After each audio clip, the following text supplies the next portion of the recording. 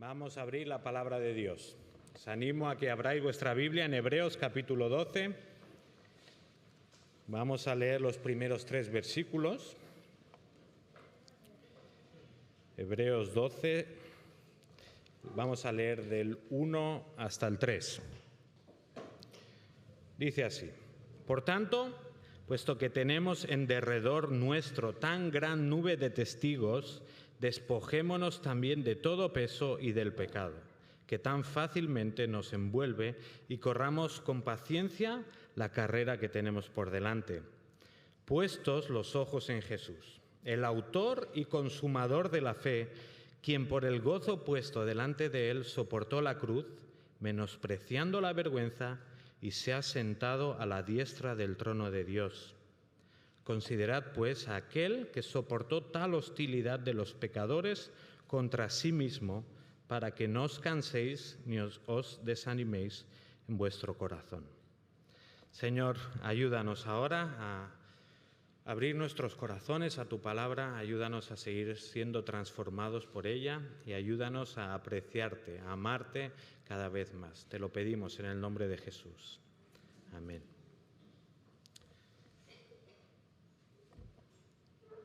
Sara está embarazada. Todavía me acuerdo de la alegría y el gozo al compartir esta noticia con las personas que queríamos. Era como una sensación maravillosa, una alegría incontenible. Era como estar en una nube en la que da gusto vivir. Y sin duda a todos nos encanta vivir, ¿no?, en ese estado de gozo, de alegría, donde todo parece que va bien, donde parece que el Señor está bendiciendo cada uno de los pasos que doy. Nos encantaría vivir siempre así. Ahora, ¿qué pasa cuando la vida no es un camino de rosas? ¿Qué pasa cuando en vez de ir todo sobre ruedas, lo que parece es que todo me sale al revés? Donde parece que en vez de cada vez cosas más bonitas y más agradables, lo que tengo son más pruebas y más dificultades. Y en vez de una nube de gozo, lo que experimentamos es el peso del desánimo y la tristeza. ¿Hay alguna receta contra eso? ¿Hay algo que podamos hacer para luchar contra estas cosas? El texto de esta mañana nos responde a estas preguntas. Seguimos avanzando en Hebreos y hoy llegamos quizá a uno de los pasajes más conocidos, un pasaje que nos sigue empujando a perseverar en la fe. Venimos del capítulo 11, donde se nos ha hablado de un montón de ejemplos que encontramos en las Escrituras de personas que vivieron, que actuaron por la fe, incluso cuando las circunstancias no eran propicias para ello. Pero al iniciar el capítulo 12, el autor nos lleva a concentrarnos en el ejemplo supremo de fe, de vivir por fe, que es el de nuestro Señor Jesús. El pasaje de esta mañana nos enseña que para evitar el cansancio y el desánimo en la vida cristiana es necesario concentrarse en la obra y la persona de Cristo. Así que vamos a ver 2 pasos para evitar que caigamos en el desánimo y en el cansancio espiritual. El primer paso, tenemos que vigilar nuestra condición espiritual. Fijaos el primer versículo. Dice: Por tanto, puesto que tenemos en derredor nuestro tan gran nube de testigos, despojémonos también de todo peso y del pecado que tan fácilmente nos envuelve, y corramos con paciencia la carrera que tenemos por delante. Bueno, igual que para evitar la fatiga física, las lesiones en el cuerpo, pues tenemos que vigilar nuestra condición física, como muchos de nosotros hacemos. También, pues entonces, para evitar el desánimo y el cansancio espiritual, tenemos que vigilar nuestra condición espiritual. El autor sabe que sus lectores están sufriendo persecución y están sufriendo por seguir a Jesús, y es muy consciente de que varios están atravesando por momentos de desánimo, por momentos de cansancio espiritual. Después de tantas pruebas, parece que algunos de estos hebreos están ya dispuestos a tirar la toalla, a abandonar la fe, a volverse atrás al judaísmo. Sin embargo, no tenían que pensar que la perseverancia en la fe era algo imposible. El autor ha hecho referencia, ¿no?, a esta lista de testigos de la fe que hemos visto en el capítulo anterior, y entonces procede a decir que la respuesta lógica ante tantos ejemplos de vivir por fe es perseverar, es creer que realmente es posible. O sea, si realmente hay tanta gente en las Escrituras, tantos ejemplos que Dios nos ha dado de personas que pueden vivir por la fe, pues eso significa que nosotros hoy, que estos hebreos que estaban sufriendo, podían perseverar y seguir en la fe. Y esta lista de testigos que hemos visto en el capítulo 11 debería motivar a los creyentes a seguir adelante en su caminar espiritual, pero también les mostraba que si algunos estaban cayendo de la fe y se estaban echando atrás, no era porque era imposible vivir por fe, sino que el problema estaba en su condición espiritual. Y esto es a lo que hace referencia a continuación. Puesto que es posible vivir por fe y no caer en el desánimo de forma permanente, entonces tenían que despojarse de todo peso y del pecado y correr con paciencia esa carrera que tenían por delante. Tenían que vigilar su condición espiritual. Igual que otros autores del Nuevo Testamento, el autor de Hebreos pues también usa esta imagen de la carrera de la fe. La vida cristiana es como no es como un sprint, ¿verdad? No es como una carrera de 100 metros lisos, sino más bien es como este maratón que vamos corriendo poco a poco a nuestro paso, pero que sin duda seguimos avanzando. Y bueno, ayer estuvimos en las Olimpiadas y también pues vimos bastantes carreras, bastantes atletas, y era evidente que ningún atleta iba allí con cosas que sobraran. No, ningún atleta iba con, pues voy a correr, voy a coger la mochila, voy a coger la maleta, la botella, voy a coger la chaqueta, etcétera, etcétera. No, ¿qué hacen los atletas? Pues se despojan del máximo peso posible, de todo lo que sobra. ¿Para qué? Para poder correr la carrera lo mejor posible. Y un poco esta es la imagen que en primer lugar nos está dando el autor de Hebreos. Despojémonos de todo peso. Habla de peso, habla de el pecado también. Podríamos decir que quizás está hablando de lo mismo, o podríamos decir, ya que usa dos palabras, que se refiere como a dos tipos de cosas. Y podríamos pensar que cuando habla de despojarse del peso, podríamos quizá pensar en cosas que no son necesariamente malas, pero que a la hora de correr la carrera de la fe nos dificultan, nos estorban, son complicaciones, ¿de acuerdo? Estamos llamados a ver si en nuestra vida, en nuestra carrera, hay cosas que nosotros estamos llevando, pues que aunque no sean malas, nos están estorbando para servir al Señor. Hay muchos ejemplos y seguro voy a poner alguno, a ver, el que más nos haga enfadar para que así nos acordaremos. Por ejemplo, ¿son malas las mascotas? ¿Son malas? No. Bueno, algunas sí. El gallo de Armando, por ejemplo, era muy malo y algunos tenéis marcas, ¿verdad? Hay pruebas, pero bueno, tranquilos que ya está muerto, ¿vale? No es que sean malas. ¿Tener mascotas es algo malo? No es necesariamente nada malo.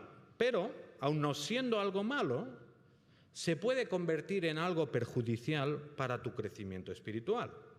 Si tener una mascota se convierte en un obstáculo o en una excusa para que tú puedas servir al Señor con libertad, entonces eso ya es un peso inútil. Podríamos pensar en otras cosas. ¿El deporte es malo? No, el deporte es lo mejor del mundo, ¿verdad? ¿Hacer deporte es malo? No, está bien, hay que cuidarse físicamente, sirve para despejar la mente, etcétera, etcétera. Ahora, si el hacer mucho deporte, por ejemplo, me impide servir correctamente a mi familia, servir a mis hermanos, reunirme, me monopoliza todo el fin de semana, etcétera, se convierte en algo malo? Bueno, se convierte en un estorbo para mi crecimiento espiritual, para correr la carrera.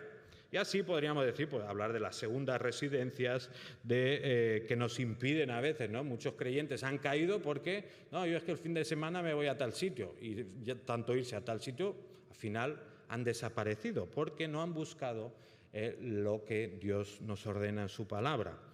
Y un montón de otras cosas. Estamos llamados a despojarnos de todo peso, de esas cosas que no son necesariamente malas, pero que nos estorban en nuestro correr, en nuestro vivir espiritual. Por supuesto, también nos tenemos que despojar, dice aquí, del pecado que nos asedia. Claro, esto todavía es más serio. El peso te dificulta el avance en la carrera de la fe, pero el pecado te aleja de la meta. Es como si estuvieras corriendo en dirección contraria. Vigilar nuestra condición espiritual implica luchar contra el pecado en nuestra vida, o sea, irnos esforzando por ir extinguiendo su poder en nosotros. Por supuesto, no estamos diciendo que todos los que están desanimados y cansados espiritualmente significa que están viviendo ahí una vida de puro pecado y todo eso. No nos referimos a eso. Tampoco estamos diciendo que vivir una vida conforme a la voluntad de Dios significa que, pues eso, nunca voy a estar desanimado, nunca voy a estar cansado, etcétera, etcétera. Tampoco decimos eso. Pero sí estamos diciendo que el pecado, sin duda, nos va a llevar con mucha más facilidad al desánimo y al cansancio espiritual. Si estamos tolerando ciertas cosas en nuestra vida, entonces pues no deberíamos luego sorprendernos de que ya es que no tengo ganas, ya no siento a Dios en mi vida, ya no tengo ganas de orar, no tengo ganas de pasar tiempo con Él en su palabra, me cuesta venir, me cuesta reunirme con los hermanos, esforzarme por servirlos. Bueno, si estamos tolerando pecado en nuestra vida, es normal que acabemos desanimados y cansados. El pecado arruina nuestra comunión con Dios y por ende nos lleva al desánimo. No me gusta leer citas largas, pero esta cita de David Burr me ha parecido tan buena que casi si no la leo, el que estaría pecando soy yo, ¿vale? Entonces, dice así David Burr: nuestra carrera, por así decirlo, no es una carrera lisa, sino de vallas. Los obstáculos están allí. Es necesario que vengan los tropiezos, dijo el Señor Jesucristo. Son una parte necesaria de la carrera. Por medio de las pruebas y dificultades, el Señor fortalece nuestra fe. Ninguna de estas cosas impedirá nuestra carrera si tenemos fe. No están allí como excusa para que nos desanimemos. No. Y ahora viene la parte que duele. Dice, lo que verdaderamente nos estorba en la vida de fe es el pecado. No son las circunstancias, no son los demás hermanos, no son las pruebas. Aquel hermano que te ha ofendido, ¿realmente es la causa de que no corras bien? ¿No es más bien tu propio resentimiento, tu reacción pecaminosa ante él? El pecado está en ti. Esta cita de David Burr nos deja claro lo que el autor está reflejando. Podemos buscar excusas para decir, no, yo no corro bien por culpa de esto, del otro. No, dice, el mayor obstáculo para correr la carrera de la fe es nuestro propio pecado. Y es fácil echar la culpa a los demás cuando estoy fallando en mi vida espiritual.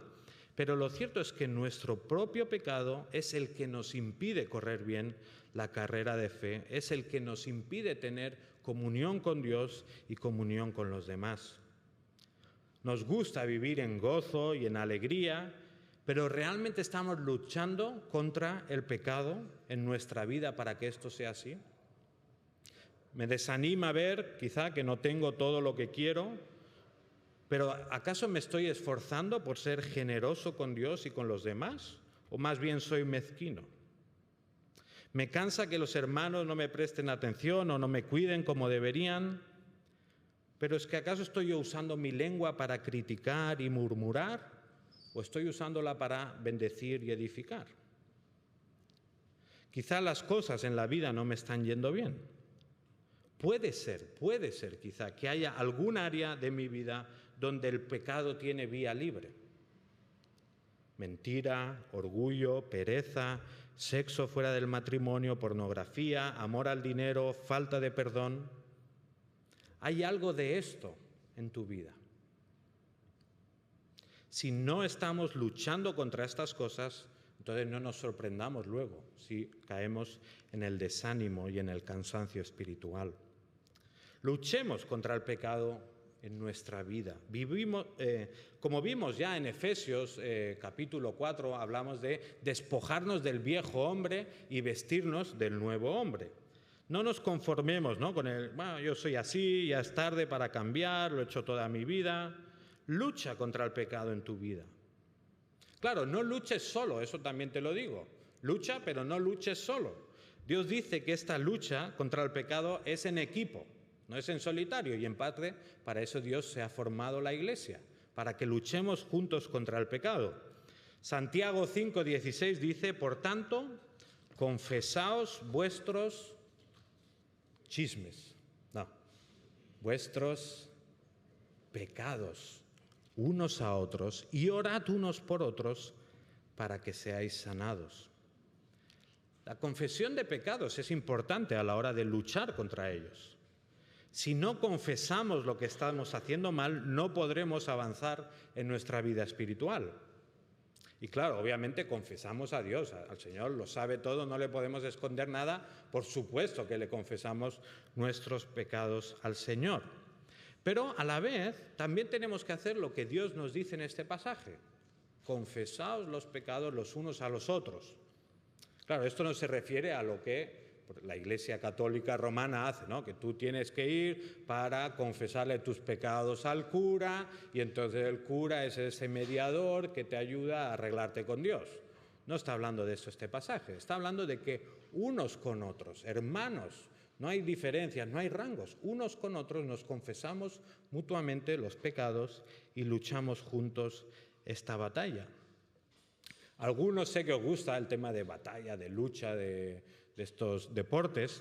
Imaginaos que la lucha contra el pecado es como un ring de boxeo, ¿no? Está tu pecado y estás tú. Estás tú así medio y el pecado pues es fuerte, musculoso y tal. Y pues hay esa lucha entre el pecado y tú, ¿no? Ahora, quizá le consigues dar un golpe, quizá consigues algún avance, pero en general, pues si estamos solos nos están pegando una paliza, ¿vale? La confesión, los unos a los otros, es como dejar entrar a alguien más en el ring. Y ya no eres tú solo contra tu pecado, ya es otro. Claro, cuanto más confiesas, más gente hay en el ring, ¿no?, dispuesta a luchar. Ahora, no estoy diciendo que vayas publicando vuestros pecados por las redes sociales, ¿verdad?, para que todo el mundo ore. Pero, oye, seamos valientes, seamos pues prácticos también a la hora de luchar contra el pecado. Lo que yo lleve solo contra el Señor, pues no contra el Señor, perdón, lo que yo lleve solo contra el pecado o lo que se quede solo entre el Señor y yo, pues tengo pocas expectativas de vencerlo. Pero si me uno a mis hermanos en esta lucha, pues seré mucho más efectivo a la hora de luchar contra el pecado. Así que animémonos mutuamente. Obviamente, hazlo con personas, con quien tengas confianza. Si no tienes confianza con nadie, gana confianza y entonces creas espacio donde puedes hablar libremente de cuáles son tus luchas. Y te darás cuenta que cuando haces esto, animas a otros, porque los otros, aquí todos nos vemos muy guapos y muy santos, pero cuando nos damos cuenta y nos metemos en las vidas los unos de los otros, ostras, no me imaginaba que tú estabas luchando contra esto. Y lejos de apartarme, ¿no?, de, ya no quiero saber nada de ti, más bien lo que me produce es, a mí también me pasa. ¿Y qué genera eso? Pues más unidad los unos con los otros. Entonces, hagamos este esfuerzo de luchar juntos contra el pecado. Dice también la palabra que todo lo que encontramos en ella, en Romanos 15:14, dice, todo lo que fue escrito en tiempos pasados para nuestra enseñanza se escribió a fin de que por medio de la paciencia y del consuelo de las Escrituras tengamos esperanza. Está bien, podemos compartir los unos con los otros lo que nos pasa, pero también en la Escritura tenemos ejemplos de personas que han luchado contra el pecado, que han tratado de vivir por fe Y esto está escrito para nosotros. Está escrito para que tomemos aliento y esperanza. Pero a la vez también podemos leer libros de cristianos de otras épocas que por la fe han hecho grandes cosas. Sabemos historias de los misioneros que se han ido a la China, a la India, a todas partes del mundo, sin nada. ¿Solo con qué? Solo con fe, confiando que el Señor podía hacer algo con ellos. Pues también leer sus biografías, leer estas cosas, nos puede ayudar a nosotros a darnos cuenta de que, ostras, puedo vivir por la fe. El Señor puede hacer grandes cosas también a través nuestro. Luchemos contra el pecado. Primer paso para luchar contra el desánimo, contra el cansancio espiritual es que vigilemos nuestra condición espiritual. Vamos al segundo paso. Segundo paso es céntrate en Jesús, céntrate en su persona y en su obra. ¿Dónde podemos encontrar fuerza entonces para luchar contra el pecado? ¿Cómo podemos encontrar motivación para vigilar nuestra condición espiritual? Pues esto lo vamos a encontrar si nos centramos en Jesús. Versículo 2. Puestos los ojos en Jesús, el autor y consumador de la fe, quien por el gozo puesto delante de él soportó la cruz, menospreciando la vergüenza, y se ha sentado a la diestra del trono de Dios. El autor de la carta nos ha estado invitando durante todo el capítulo 11 a ver estos grandes ejemplos de personas que vivieron por la fe, y aunque son muchos, aunque son impactantes, aunque son realmente preciosos, todos estos pasan a un segundo plano cuando pensamos en nuestro Señor Jesús. Y por supuesto, el autor nos presenta a Jesús como el ejemplo supremo de fe. El Hijo encarnado fue quien vivió cada segundo de su existencia totalmente por la fe, confiando totalmente en su Padre Celestial y entregándose completamente a hacer su voluntad en todo. Así que si pensamos en un ejemplo de cómo tenemos que vivir, sin duda, 100%, Jesús es el ejemplo a seguir, el modelo al cual nos tenemos que conformar. Ahora, el autor de Hebreos no nos presenta a Jesús simplemente como un ejemplo a seguir. Y así, desgraciadamente, es como lo ven millones de personas, como un ejemplo a seguir. Jesús fue un gran maestro, Jesús enseñó cosas muy bonitas, además se sacrificó, Jesús es el amor, etcétera, etcétera. Pero lo tienen simplemente como un maestro, como un ejemplo a quien imitar.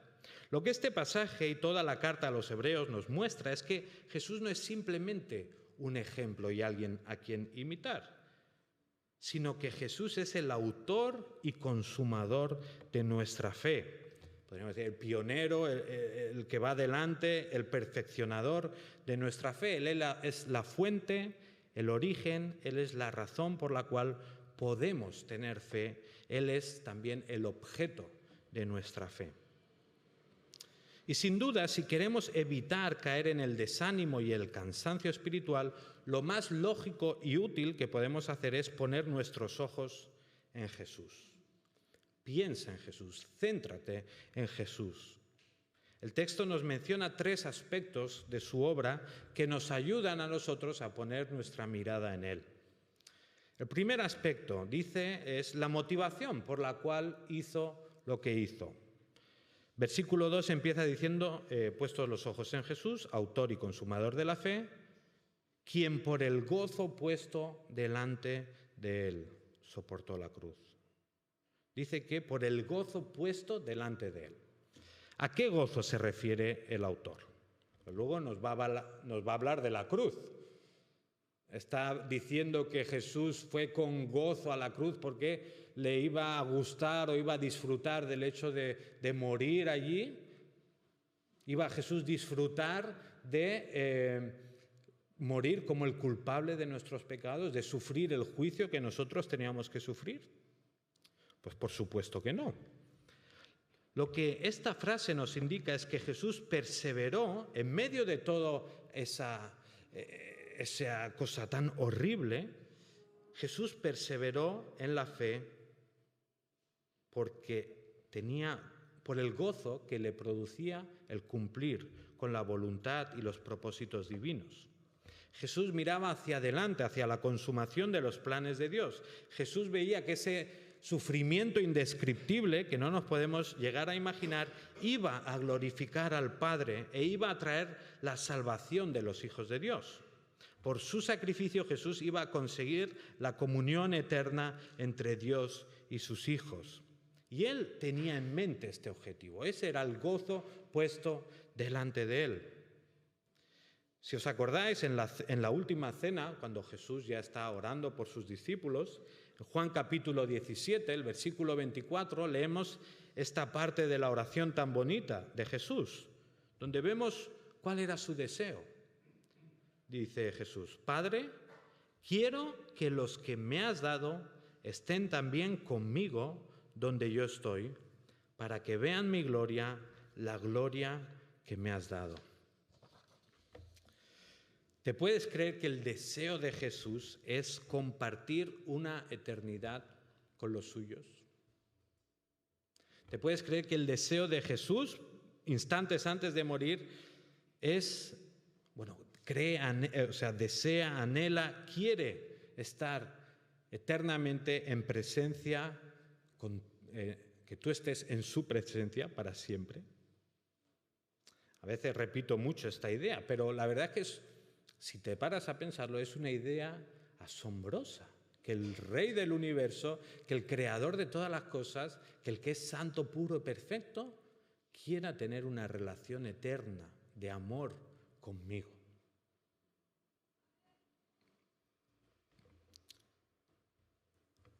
¿Estás desanimado? Piensa en esto. Jesús soportó la cruz por el gozo puesto delante de él, porque él quería tener una relación eterna contigo. Esa fue su motivación. Fija tus ojos en Cristo. El segundo aspecto que nos ayuda a fijar nuestra mirada en Cristo es su sacrificio. Dice: por el gozo puesto delante de él, soportó la cruz, menospreciando la vergüenza. Sabemos por el propio autor de Hebreos que con la cruz no se refiere simplemente a la manera en la que murió o a esa pena de muerte que tuvo que sufrir, igual que sufrieron otros miles de personas a lo largo de la historia. El autor nos ha estado explicando con muchísimo detalle que esa cruz que Jesús era la ofrenda definitiva por el pecado, un sacrificio horrendo y terrible, pero un sacrificio necesario para la salvación de todos sus hijos. Sabemos que la cruz significa más que la muerte por asfixia y la humillación social, sino que la cruz representa el juicio justo de Dios sobre el pecado del ser humano. Sabemos que la cruz significa que Jesús estaba recibiendo la ira de Dios en nuestro lugar. Jesús estaba sufriendo nuestro infierno, cargando con nuestros pecados. Ese es el sacrificio que nuestro Señor Jesús estuvo dispuesto a sufrir por el gozo puesto delante de él. Así lo anunciaba Isaías siglos antes: mas él fue herido por nuestras transgresiones, molido por nuestras iniquidades. El castigo por nuestra paz cayó sobre él, y por sus heridas hemos sido sanados. Todos nosotros nos descarriamos como ovejas, nos apartamos cada cual por su camino, pero el Señor hizo que cayera sobre él la iniquidad de todos nosotros. ¿Estás cansado espiritualmente? ¿Estás desanimado? Piensa en el precio que se pagó por tu salvación. Piensa que el Cordero inocente de Dios, que voluntariamente se ofreció para pagar por tus pecados, es el mismo que te ama y quiere tener una relación contigo. Por último, el autor nos señala otro motivo para fijar nuestra mirada en él, en Jesús, y es que él se ha sentado a la diestra de Dios. Sabemos que la muerte de Jesús en la cruz no fue el final de su ministerio, sino que al tercer día resucitó. Y que 40 días después ascendió a los cielos y se sentó a la diestra de Dios. Sin duda, Jesús sufrió el mayor sufrimiento que ha existido en la historia del universo, Pero ese gran sufrimiento, ese gran sacrificio, lo que nos demuestra es la grandeza de su victoria. Jesús vence a la muerte, Jesús vence a Satanás, a todos los poderes malignos. Él es el Rey Supremo que se sienta en el trono porque ha ganado la batalla. Y por supuesto, aunque sabemos que Jesús ha ganado la batalla contra el pecado, que Él ya nos ha rescatado, todavía vemos pecado y maldad en nuestra vida. Todavía vemos que el mundo no funciona como debería funcionar. ¿Significa eso que el reino de Jesús no ha llegado? ¿Significa eso que Jesús no es tan poderoso como decía ser? No.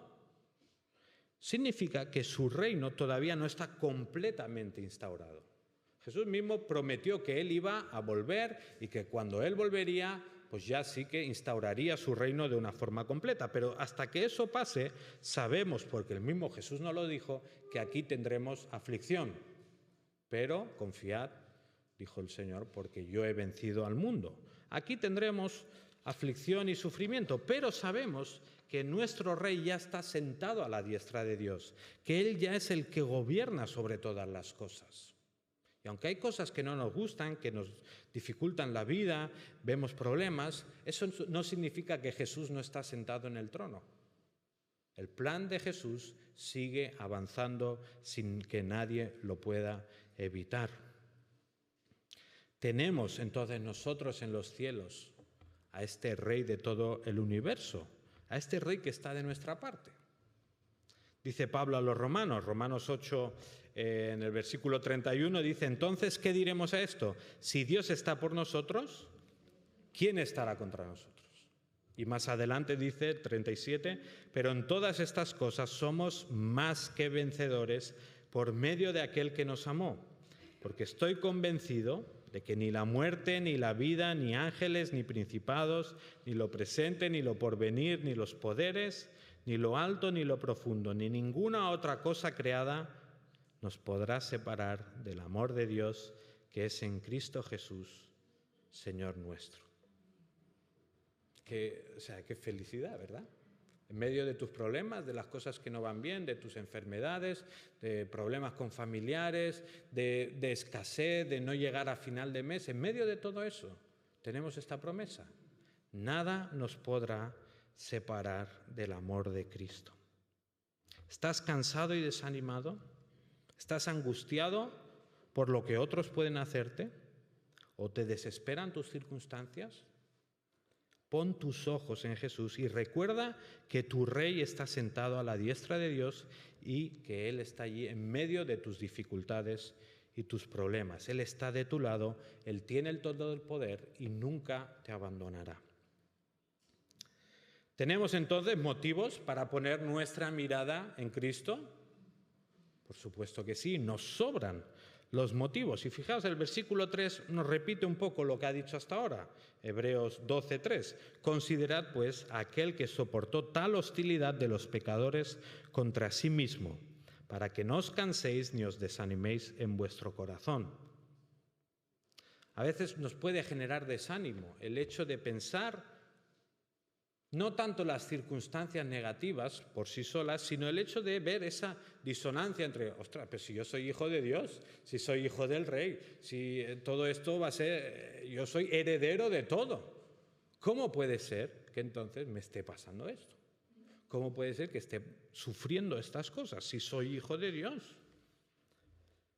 Si batallas contra el desánimo, contra el agotamiento espiritual, considera a Jesús que, a pesar de ser el Rey del universo, fue crucificado como un criminal.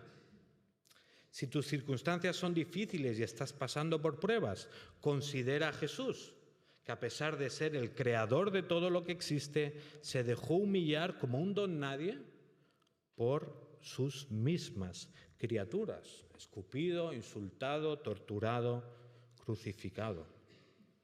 Si crees que tu vida es injusta o que no tienes lo que te mereces, considera a Jesús, quien, aunque estaba en la gloria con el Padre, con el Espíritu, se vistió de siervo, vino a este mundo a sufrir y a recibir las consecuencias que nosotros merecíamos.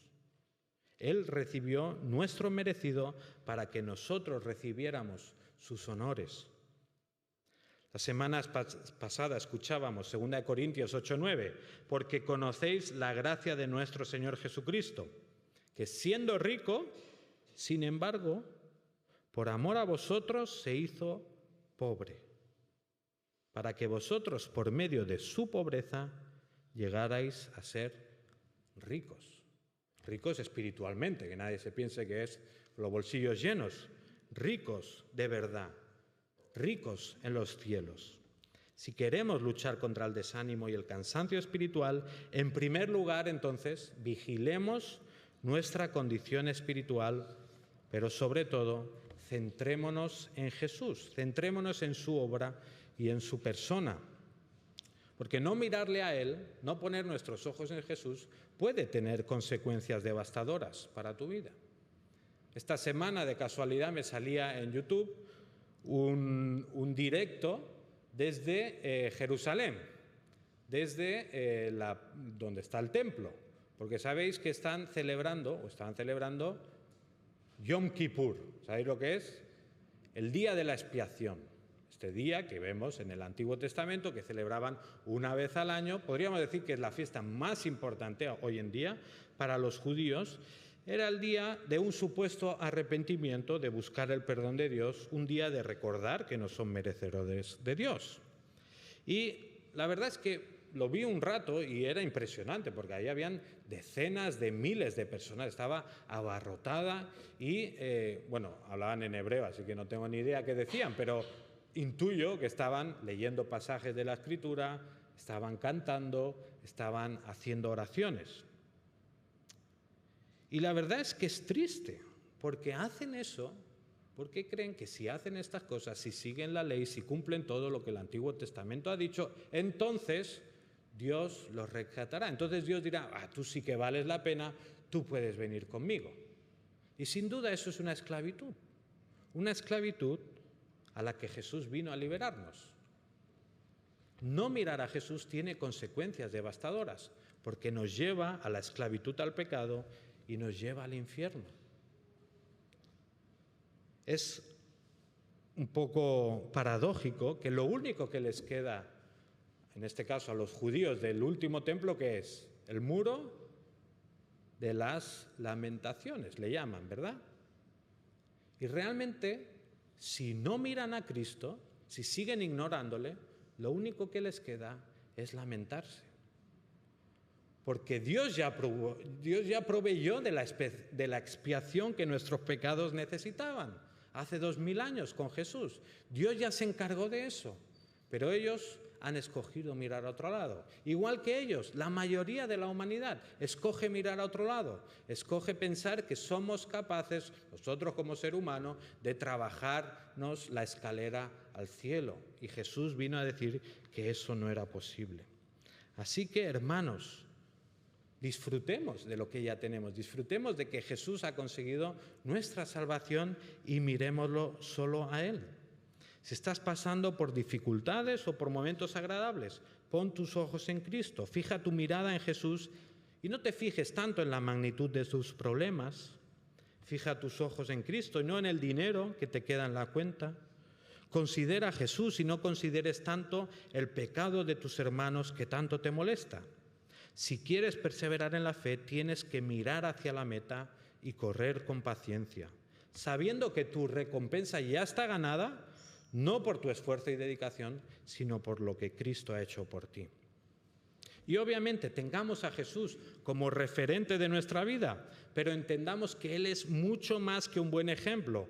Él es la causa por la cual tú y yo hoy podemos vivir por fe y podemos experimentar comunión con Dios. Poner nuestros ojos en Jesús no es simplemente considerar a Jesús un gran hombre y que por tanto voy a intentar ser como Él. Poner nuestros ojos en Jesús es mirarle como nuestra única esperanza. Mirarle como un bebé mira a su madre, que un bebé no es consciente realmente de pensamiento ni de nada, pero un bebé mira a su madre sabiendo que depende de ella sabiendo que su vida está en su madre y que sin ella no puede sobrevivir. Pues así estamos nosotros, los hijos de Dios, llamados a mirar a nuestro Padre, llamados a mirar a Jesús, no como la mejor de las opciones en este mundo, sino como nuestra única esperanza. Así que vamos a darle las gracias a Dios, vamos a pedirle que nos ayude a luchar contra el desánimo y el cansancio espiritual y a poner nuestros ojos en Jesús.